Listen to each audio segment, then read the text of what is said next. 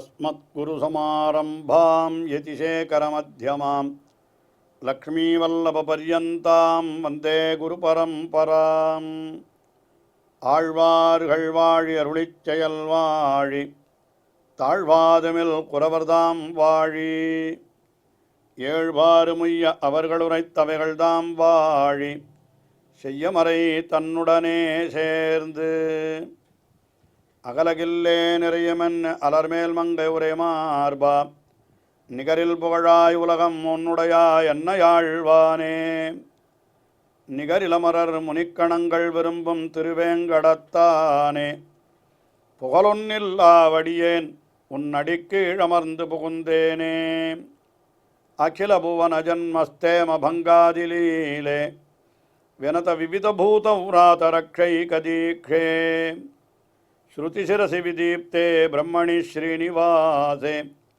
பவது மம பரஸ்மின் ஷேமுழி பக்திரூபா श्रीमान् वेङ्कटनाथार्य कवितार्किककेसरी वेदान्ताचार्यवर्यो मे सन्निधत्तां सदा हृदि வேதாந்த தேசிகன் தீபப்பிரகாசன்ற எம்பெருமான், அதாவது விளக்கொளி என்றும் தீபப்பிரகாசன் என்றும் திருநாமமுடைய எம்பெருமான் எழுந்தருளியுள்ள திருத்தலம் திருத்தண்கா என்கிற திருத்தலம். அங்கேதான் வேதாந்த தேசிகன் அவதரித்தார். காஞ்சிபுரத்திலே இந்த திவ்ய தேசம் அமைந்துள்ளது. காஞ்சிபுரத்தில் இருக்கக்கூடிய மற்றும் சில திவ்ய தேசங்களை எல்லாம் தம்முடைய ஸ்தோத்திரங்களாலே மங்களாசாசனம் செய்தவர்.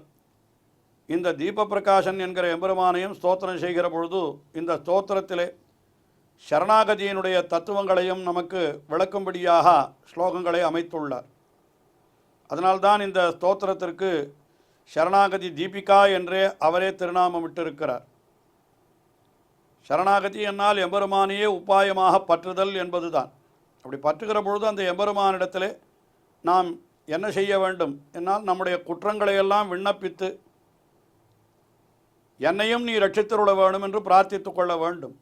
அதை கீழே பல ஸ்லோகங்களிலே தெரிவித்தவர் இப்பொழுது 46வது ஸ்லோகத்திலே மிக அற்புதமான ஒரு விஷயத்தை தெரிவிக்கிறார். என்ன தெரிவிக்கிறார்? உன்னை சரணமடைந்தவன் எப்படிப்பட்ட பாபியாயிருந்தாலும் அவனையும் நீ ரட்சித்து விடுகிறாய் என்கிறது நாம் பார்த்தோம். எல்லா பிராணிகளிடத்திலேயும் அதை நீ காட்டியிருக்கிறாய் உன்னுடைய அந்த கருணை குணத்தை. காகாசுரன் தொடங்கி ருத்ரன் வரை என்று பார்த்தால் எத்தனை பேரிடத்திலே இப்படி நீ காட்டியிருக்கிறாய். எல்லா பிராணிகளையும் இப்படி ரட்சிக்கிறாய் நீ என்றால் அதற்கு நான் மட்டும் விதிவிலக்கா என்று கேட்கிறார். என்னை மட்டும் நீ ரட்சிக்காமல் விட்டுவிடலாமா? என்னையும் நீ ரட்சித்துள்ள வேணும் என்று இப்படி பிரார்த்திக்கிறார் இந்த 46வது ஸ்லோகத்திலே.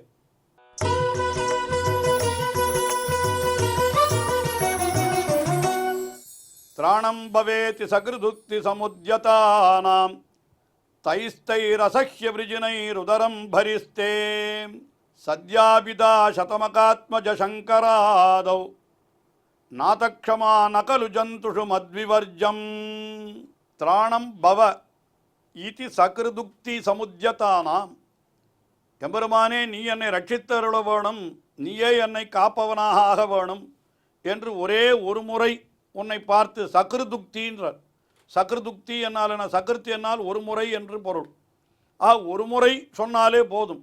அதைத்தான் பகவான் ஸ்ரீ ராமாவதாரத்திலேயும் தெரிவித்தான். என்ன சொன்ன? சகிருதேவ பிரபன்னாய, ஒரே ஒரு முறை என்னை சரணமடைந்தாலும் போதும், அவனை நான் என்ன பண்ணுகிறேன்? ரட்சித்து விடுகிறேன். ஏதத் விரதம், இது என்னுடைய விரதம் என்று தெரிவித்தான் அல்லவா? அதைத்தான் இங்கே சொல்கிறார். திராணம் பவ இதி சகிருதுக்தி, ஒரு முறை சொன்னவன். சமுத்யதானாம், அப்படி சொல்வதில் முற்பட்டவர்கள், சொன்னவர்கள் என்று கூட சொல்லலை, சொல்லணும்னு முற்படுகிறார்களாம். அப்படிப்பட்டவர்கள் அவர்கள் எவ்வளவு பாபங்களை பண்ணி இருந்தாலும் தைஸ்தைஹி அசஹ்ய விருஜினைஹி, அவர்கள் அவரவர்கள் செய்ய பொறுக்க முடியாத பாபங்கள், அத்தனை பாபங்களையும் பகவான் என்ன பண்ணி விடுகிறான் என்று கேட்டால் விழுங்கி விடுகிறான் என்கிறார். அத்தனை பாபங்களையும் விழுங்கி தன்னுடைய வயிற்றை நிறைத்து கொள்ளுகிறானாம். ஏன்னா அவனுடைய அந்த தயை என்கிற குணம் அப்படிப்பட்டது. அடியவர்கள் செய்யக்கூடிய பாபங்களையும் கூட அவன் என்ன பண்ணுகிறான், ஏதோ நல்ல உணவை உண்பவன் போல அதை விழுங்கி தன்னுடைய வயிற்றை நிரப்பிக் கொள்ளுகிறான் என்று சொல்லுகிறார். கீழே தயாசதகத்திலே கூட இந்த அர்த்தம் தெரிவிக்கப்பட்டது. அங்கே என்ன சொல்லுகிறார், ஔத்சுக்கியபூர்வம் உபகிருத்திய மகாபராதான் என்ன சொல்லுகிறார் இந்த இடத்துல, மாதா பிரசாதைத்து மிச்சதி மே மனஹா என்று நாம் செய்யக்கூடிய பாபங்களையெல்லாம் கூட அவன் என்ன பண்ணுகிறான், அப்படியே ஔத்சக்கியபூர்வம் நாம் எடுத்த அத்தையெல்லாம் கூட பண்ணின பாபங்களையெல்லாம் அப்படியே அவன் ஏற்றுக்கொள்ளுகிறான் என்கிறதை சொல்லுகிற பொழுது அங்கே அப்படி சொன்னார். இன்னும் கீழே கூட அவனை சொல்லுகிற அபராத சதைஹி குக்ஷிஹி என்னும், அதாவது நூற்றுக்கணக்கான அபராதங்களாலே நிறைந்த வயிற்றை உடையவன் எம்பெருமான் என்று இப்படியெல்லாம் சொல்லுகிறார். அதே போன்ற கருத்து இங்கேயும் சொல்லுகிறார். தைஸ்தைஹி அசஹ்ய விருஜினைஹி உதரம் பரிஹி. என்னால் என்ன, அந்தந்த சேத்தனர்கள் பண்ணின பொறுக்க முடியாத பாப்பங்கள் அத்தையெல்லாம் எம்பெருமான் தன்னுடைய வயிற்றுக்கு ஆகாரம் போல அதை நிறைத்து கொள்ளுகிறான் என்கிறார். அதாவது என்ன பண்ணுகிறான், நாம் பண்ணின பாப்பங்களை எல்லாம் அவன் விழுங்கி விடுகிறானாம். பாப்பங்களை எல்லாம் விழுங்கி விட்டால் என்ன ஆகும், நம்மிடத்தில் பாப்பங்கள் இல்லாமல் போய்விடும். இப்படி நம்முடைய பாப்பங்களை விழுங்கி தன்னுடைய வயிற்றை நிறைத்து கொள்ளுகிறான் எம்பெருமான் என்று அவனுடைய பெருமையை சொல்லுகிறார். அப்படிப்பட்டவன் யாரையெல்லாம் காப்பாற்றினான் என்று பார்த்தால், சதமக ஆத்மஜ சங்கராதௌ என்கிறார். சதமக ஆத்மஜன், சதமகன் என்னால் இந்திரன், அவனுடைய ஆத்மஜன் என்னால் அவனுடைய பிள்ளையான ஜெயந்தன். இந்திரனுடைய பிள்ளை ஜெயந்தன் என்பதுதான் ஒரு காகத்தினுடைய வடிவிலே வந்து சீதா பிராட்டியினிடத்திலே மோகம் கொண்டு அவனுடைய திருமார்பை தன்னுடைய அழகாலே தீண்டி பெரிய அபராதத்தை செய்து விட்டான். ஆனால் அவனும் கூட திரின்லோகான் பரிக்கிரமிய தமேவ சரணங்கதா என்று வேறு வழி இல்லாமல் கடைசியில் ராமபிரானுடைய திருவடியிலேயே வந்து விழுந்த பொழுதோ அவனையும் எம்பெருமான் ரட்சித்து விட்டான் என்று இது வால்மீகி ராமாயணத்தில் மிகவும் விரிவாகவே தெரிவிக்கப்பட்டிருக்கிற ஒரு சரித்திரம்தான் இது. அப்போ அவனுக்கு என்ன, ஒரே ஒரு முறை அவன் பண்ணினது பெரிய அபராதம், ஆனால் ஒரு முறை வந்து காலிலே விழுந்தபடியினாலே அவனை ரட்சித்து விட்டான். அதனால் சதமகா ஆத்மஜ என்று அவனை எடுத்தார். அடுத்தது சங்கராதௌ, சிவன் முதலியவர்கள் விஷயத்திலேயும் எம்பெருமான் இப்படிப்பட்ட தயையை காட்டியிருக்கிறான். ஏன்னா அவன் பாணாசுரன் என்று ஒரு அசுரனை அவனோடு யுத்தம் செய்கிறான் கண்ணன். அப்பொழுது பாணாசுரனுக்கு துணையாக இவர்களெல்லாம் சிவன் முதலானவர்களெல்லாம் வந்தார்கள். இது பெரிய அபராதம்தான். எம்பெருமானியை எதிரிட்டு போரிட்டார்கள். ஆனால் முடிவிலே போரிலே தோற்று போனார்கள். அவர்களையும் எம்பெருமான் என்ன பண்ணினான், மன்னித்து விட்டு விட்டான் என்று சொல்லப்பட்டிருக்கிறது. ஆயினாலே சதமகாத்மஜ சங்கராதௌ, அப்படிப்பட்டவர்கள் விஷயத்தில் இது என்ன, சத்யாபிதாதே க்ஷமா, உண்மை என்று நிரூபிக்கப்பட்டது உன்னுடைய பொறுமை. ஆக எப்படிப்பட்ட அபராதம் செய்தவர்களையும் நான் மன்னித்து விடுவேன் என்று நீ சொன்னாய். சொன்ன வார்த்தையை செயலிலேயும் காட்டியிருக்கிறாய் ஏற்கனவே என்று பார்த்தால், காகம் என்கிறது ஒரு ஏதோ ஒரு பறவை, ஒரு ஜந்து. மிக தாழ்ந்ததிலே காகத்தை எடுத்தார், உயர்ந்ததிலே ருத்ரனை எடுத்தார். இப்படி இத்தனை பேருக்கு நீ உன்னுடைய தயையை காட்டியிருக்கிறாய். ஆனால் அது மத்விவர்ஜங்கலு, அது என்னை தவிர மற்றவர்களுக்கு மட்டும்தானா, எனக்கு கிடையாதா அந்த க்ஷமை என்று கேட்கிறார். அந்த நாத க்ஷமாகலு ஜந்துஷு மத்விவர்ஜம், உன்னுடைய க்ஷமா அந்த பொறுமை என்கிறது காகத்திற்கும் ருத்ரனுக்கும் நீ காட்டினாயே பொறுமை, அது அவர்களோடு சரியா, எனக்கு கிடையாதா அந்த க்ஷமை, நானும் பாபம் பண்ணி இருந்தால் என்னையும் கூட நீ மன்னிட்டு ஏற்றுக்கொள்ள வேண்டாமா என்று இந்த ஸ்லோகத்திலே வேதாந்த தேசிகன் எம்பெருமானை பிரார்த்திக்கிறார். ஆளவந்தார் ஸ்தோத்திர ரத்னத்திலே அவரும் இதே போன்ற கருத்தை காட்டியிருக்கிறார். மதேகவர்ஜம் கிமிதம் விரதந்தே என்று, என்னை தவிர மற்றவர்களைத்தான் நீ ரட்சிப்பாய் என்று ஏதாவது விரதம் எடுத்துக்கொண்டு விட்டான. ராமாவதாரத்தில் என்ன சொன்னான், எல்லாரையும் ரட்சிக்கிறேன், ஏதத் விரதம் மமான்னு சொன்னியே, அந்த ஏதத் விரமம் மமா என்ற உறுதிக்கு நான் ஒருத்தன் மட்டும் விதிவிலக்கா என்ன என்று அவனை கேட்டதாக அங்கேயும் நாம் பார்த்தோம். அதே போன்ற ஒரு கருத்தை அந்த ஆச்சாரியருடைய அடியொற்றியவர் வேதாந்த தேசிகன் அவரும் இங்கே அருளி செய்கிறார். இப்படி நீ கொடுத்த அந்த உன்னுடைய தயை என்கிறது மத்விவர்ஜனம் நகலு, என்னை மட்டும் விலக்கி விடாதன்றோ என்று இந்த ஸ்லோகத்திலே மிக அற்புதமாக தெரிவித்தார். அதற்கு பிறகு அடுத்ததாக 47வது ஸ்லோகம். இந்த ஸ்லோகத்தில் என்ன தெரிவிக்கிறார்னால், நான் எந்த விதமான உபாயத்தையும் அனுஷ்டிக்க தகுதியற்றவன், எதையும் நான் அனுஷ்டிக்கவில்லை, ஆனாலும் உன்னாலே கடாட்சிக்க தகுந்தவன் என்று அப்படி சொல்லிக் கொள்ளுகிறார்.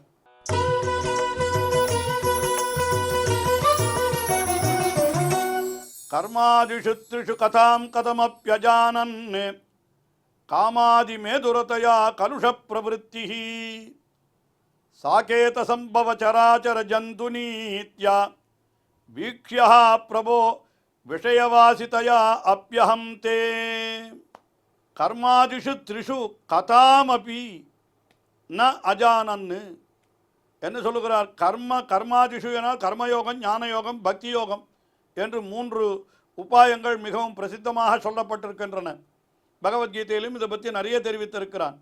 இதெல்லாம் பகவானை அடைவதற்கு உபாயங்கள் என்று இப்படி சொல்லப்படுகின்றன. ஆனால் இந்த 3 உபாயங்களுடைய பெயரை கூட நான் கேட்டதில்லை, அது கூட பேச்சை கூட அறியாதவன் நான் என்று கர்மயோகம் என்றால் என்ன, ஞான யோகம் என்றால் என்ன, பக்தி யோகம் என்றால் என்ன என்றே தெரியாதுன்னா அதை அனுஷ்டிக்கிறது எங்கே? அதனால் கர்மாதிஷு த்ரிஷு கதாம் கதமப்பி அஜானன்னு பேச்சையும் கூட ஒரு விதத்திலும் நான் அறியாதவனாய் இருக்கிறேன். எனக்கு அதெல்லாம் தெரியாது. கர்மயோக, ஞானயோக, பக்தி யோகங்களிலே நான் ஈடுபடவில்லை. அதுக்கு மேலே காமாதி மேதுரத்தையா கலுஷ பிரவருத்தி. ஆனால் என்னிடத்தில் நிறைய இருக்கிறது. என்ன இருக்கிறது என்றால் காமம், குரோதம், மோகம், லோபம் என்னென்ன உண்டோ அது அத்தனையும் என்னிடத்தில் இருக்கிறது. அதனால எப்படி இருக்கிறேன்? கலுஷ பிரவருத்தி, இழிவான செயல்களை உடையவனாய் நான் இருக்கிறேன். அதாவது நான் உயர்ந்தது எதுவும் என்னிடத்தில் இல்லை, தாழ்ந்தது எல்லாம் என்னிடத்தில் இருக்கிறது. எப்படி உண்மை நான் கட்டாட்சிப்பது? இப்படி இருக்கிற உண்மை போய் நான் எப்படி என்னுடைய திருவடிகளிலே சேர்த்து கொள்வது என்று நீ கேட்கிறாயா? வழி சொல்லுகிறேன் கேள் என்று சொல்லுகிறார். நான் எப்படி, என்னை நீ எப்படி நினைக்க வேண்டும் என்னால் சாகேத சம்பவ சராச்சர ஜந்து நீத்யா. சாகேதம் என்னால் அயோத்தி. அயோத்திக்கு சாகேதம் என்ற பெயர் உண்டு. அந்த அயோத்தியிலே இருந்த சராச்சரங்கள் எல்லாரும் என்ன ஆனார்கள்? எம்பெருமான் தான் தன்னுடைய அவதாரத்தை முடித்துக்கொண்டு ராமபிரான் அயோத்தியிலிருந்து புறப்படுகிற பொழுது என்ன செய்தான்? எல்லாருக்கும் நற்பாலுக்கு உய்த்தனன், நல்ல வழி காட்டினான் என்று நம்மாழ்வார் அருளி செய்கிறார். நற்பாலயோத்தியில் வாழும் சராசரம் முத்தவும் நற்பாலுக்கு உய்த்தனன் நான்முகனார் பெத்த நாட்டுளே என்று இந்த உலகத்திலே அந்த அயோத்தியிலே இருந்த சராச்சரங்கள் அத்தனை பேருக்கும் நல்வழி காட்டினான் என்று சொல்கிறார். நல்வழி காட்டினான்னா என்ன பண்ணினான் என்னால் அதை குலசேகர ஆழ்வார் அருளி செய்கிற பொழுது அன்று சராசரங்களை வைகுந்தத்தேற்றி என்று அயோத்தியிலே யார் யாரெல்லாம் இருந்தார்களோ, யாரெல்லாம் தன்னோடு வர வேண்டும் என்று ஆசைப்பட்டார்களோ அவர்கள் அத்தனை பேரையும் அவன் பரமபதத்திற்கே அழைத்து சென்று விட்டான் என்றெல்லாம் இப்படியெல்லாம் சரித்திரங்கள். இதிலே சில கருத்து வேற்றுமைகளெல்லாம் கூட உண்டு. எல்லாரையும் பரமபதத்திற்கே அழைத்து சென்றான் என்று சில பேர், அதில் சாந்தானிக ரோகம் என்று பரமபதத்தை போல இருக்கக்கூடிய மற்றொரு இடம் அங்கே அழைத்து சென்றான் என்று இப்படியெல்லாம் அதை பற்றி சொல்லப்படுகிறது.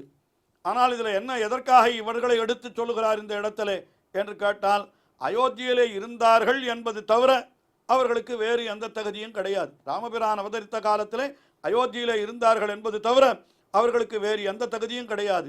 அப்படி இருக்க செய்தேயும் அவர்கள் அத்தனை பேருக்கும் எம்பெருமான் உயர்ந்த கதியை அருளினான் என்று சொல்லப்பட்டிருக்கிறதோ இல்லையோ, அதைத்தான் தெரிவிக்கிறார் இங்கே. எனக்கும் கூட கர்மயோக, ஞானயோக, பக்தி யோகங்கள் இல்லை என்றாலும், தீயவைகளே நிறைந்திருப்பவன் என்றாலும் கூட நீ என்னையும் கூட சாகேத சம்பவ சராச்சர ஜந்து நீத்யா, அந்த அயோத்தியாவாசி ஜனங்களைப் போலேயே நீ என்னையும் வீக்ஷா பிரபு, நானும் கட்டாட்சிக்கப்பட வேண்டும்.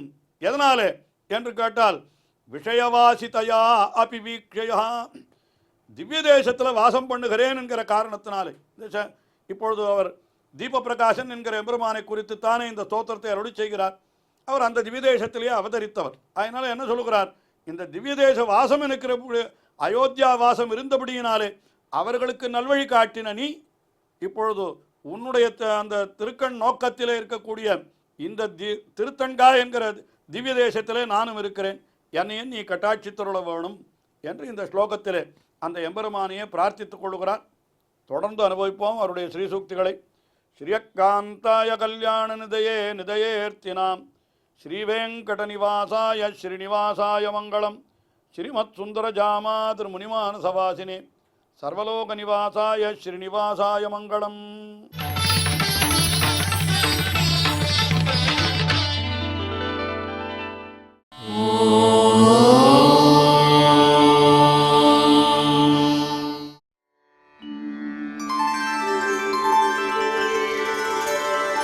वीणा वेङ्कटेश